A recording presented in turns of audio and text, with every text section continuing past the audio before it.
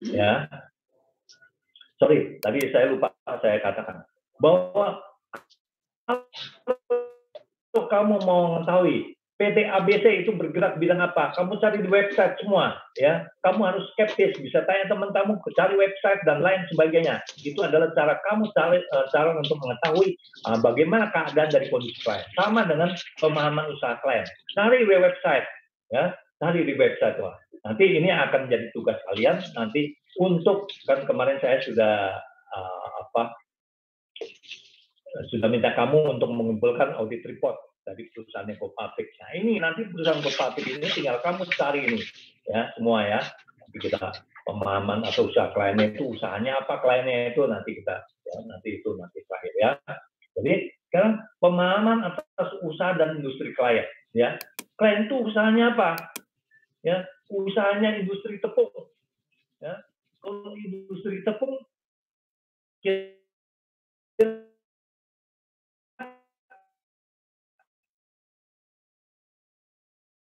siapa? Ya, dia jual ke siapa? Bagaimana cara proses produksi? Bagaimana cara proses produksinya?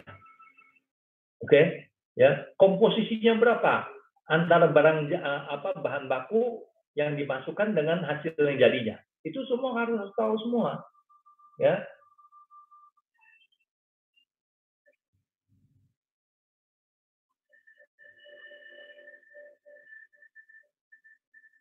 Itu kamu harus tahu semua. Nah, ya kita lihat pemahaman.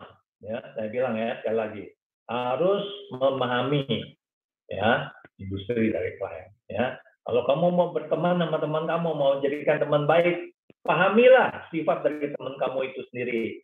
Ya, melakukan prosedur ini, ya.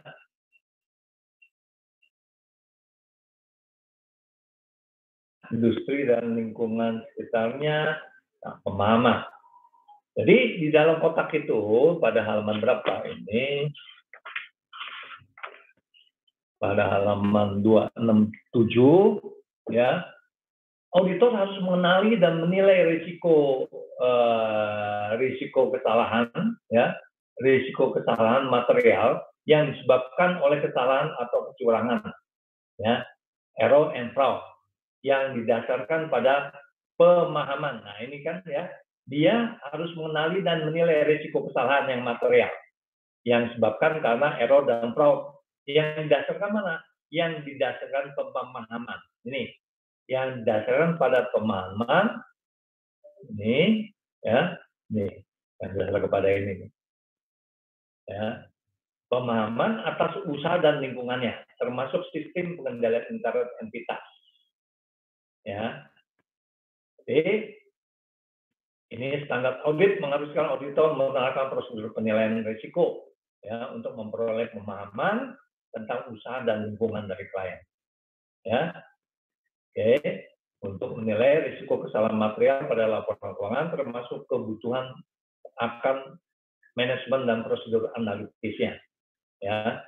Nah, kemudian auditor menggunakan informasi ini untuk menilai risiko usaha klien dan risiko kesalahan material. Banyak faktor yang meningkatkan kepentingan pemahaman atas usaha dan industri klien. Nah, ini banyak faktor nih, ya. Banyak faktor yang pentingnya pemahaman atas usaha industri klien. Ya. Kenapa? Itu kita penting untuk memahami. Ya. Kenapa kamu harus memahami sifat dari teman kamu sebelum kamu menjadikan dia sebagai teman kamu? Itu, ya. Ini yang harus diselidiki. Sama seperti audit. Kita harus mengetahui dulu bagaimana kondisi daripada usaha dari klien kita ini. Ya. Industrinya bagaimana? Lingkungannya bagaimana? Siapa-siapa aja yang dia kenal semua. Ya. Nah, ini dia. Satu, ya, kondisi kelusuan ekonomi yang berdampak pada usaha klien. Apakah dengan adanya wabah COVID tersebut, dia perusahaan itu terpengaruh terhadap akibat wabah tersebut. Nah, ini kamu harus pahami dulu, ya. Oh, ini perusahaannya tidak pengaruh, ini pengaruh dan lain sebagainya. Kemudian informasi teknologi memberikan informasi pengalaman.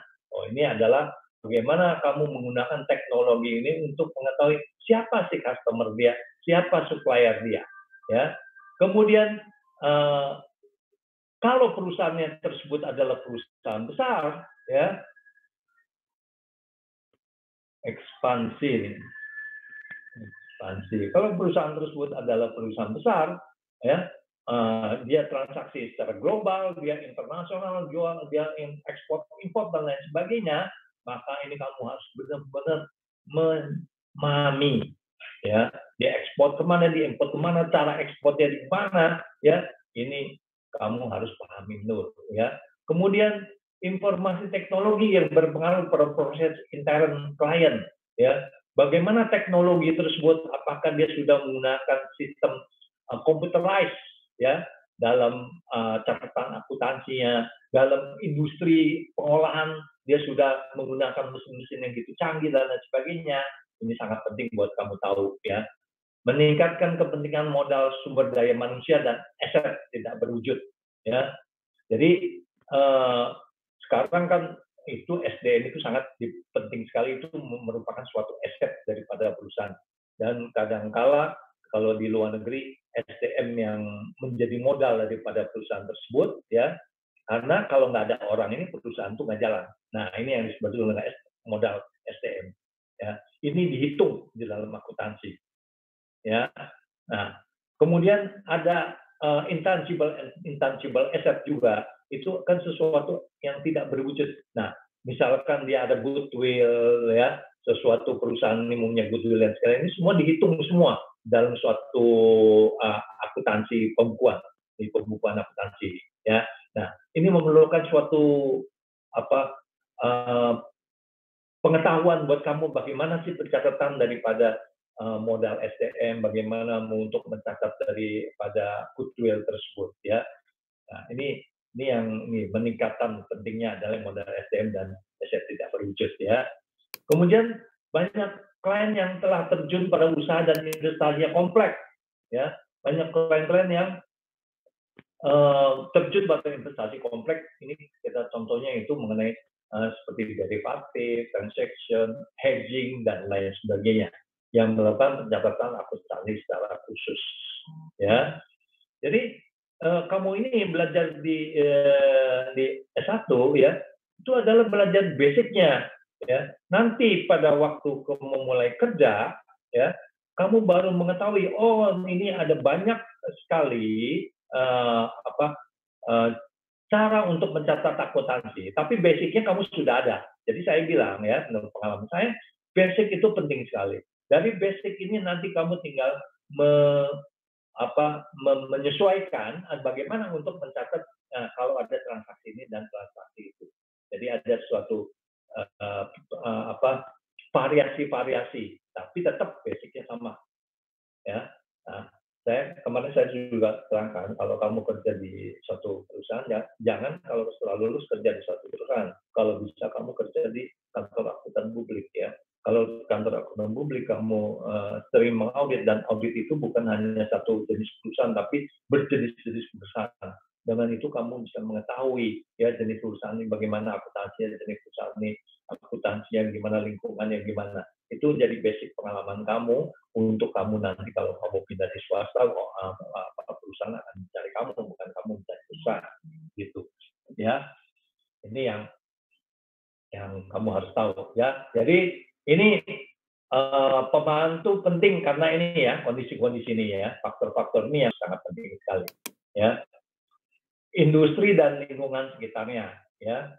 3 alasan utama untuk memperoleh pemahaman yang baik atas industri lingkungan sekitar yang lain, yaitu risiko yang berhubungan dengan spesifik industri klien yang dapat memengaruhi penilaian auditor atas risiko usaha, client business risk, dan risiko audit acceptability. Mungkin bahkan mengenai auditor, apakah akan menerima klien yang punya industri yang risiko tinggi, ya. Nah, misalkan ini kan pemahaman, ya. Nah, pemahaman kita lihat nih, oh saya ada calon klien ini bisnisnya adalah bisnis perkebunan. Nah, Kamu kalau sebagai auditor yang berkepentingan